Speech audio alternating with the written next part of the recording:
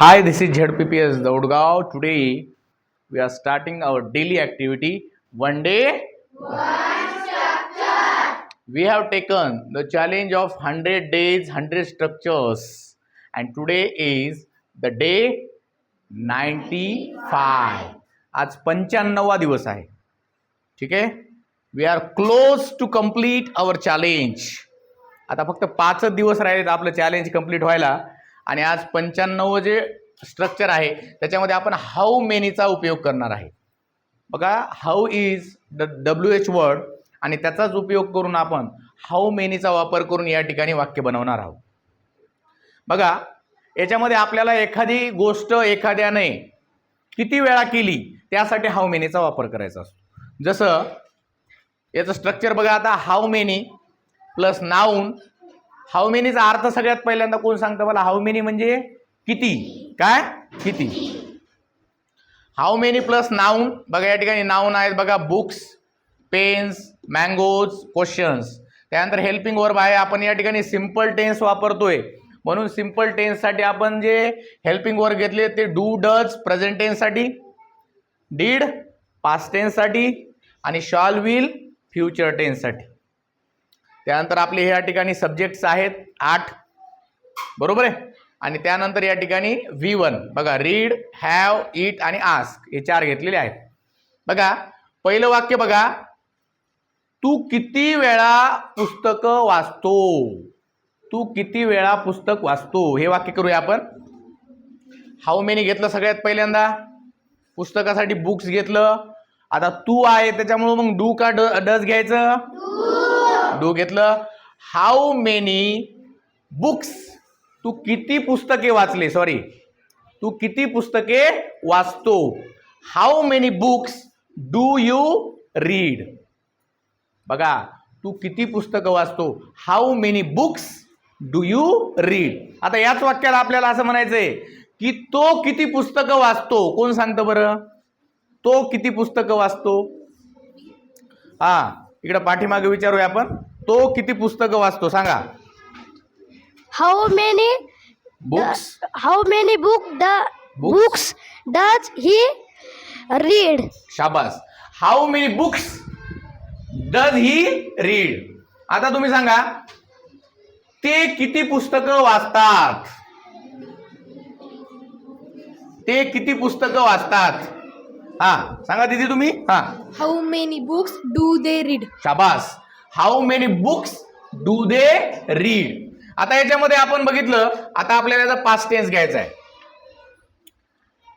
तिने किती पुस्तके वाचले. तिने किती पुस्तके वाचले सांगा. How many books does she वाचले. how many books did she read? शाबास. How many books did she read. आता आपल्याला म्हणायचं की ती किती पुस्तके वाचेल. चला कोण सांगत? सांगा माऊली, ती किती पुस्तके वाचेल. How many books does वाचेल. Will she. how many books will she read? शाबास. How many books will she read. बघा आता हॅव. आमच्याकडे किती पेन आहेत. सांगा तुम्ही. How many pens do we have. have? शाबास. तुम्ही सांगा आता, आमच्या पशी किती पेन होत्या. How many pens did we have? आमच्या पशी किती पेन असतील. How many pens will we have? शाबास. बघा, विल जरी घेतलं तरी काही अडचण नाही. क्लॅप फॉर हर. चला पुढे इट. बघा, मोहन किती आंबे खातो. मोहन किती आंबे खातो. चला लवकर. चला शिवराज या पुढं. मोहन किती आंबे खातो सांगा बरं तुम्ही. How many mangoes does Mohan eat? मोहनने किती आंबे खाल्ले. How many mangoes did Mohan it.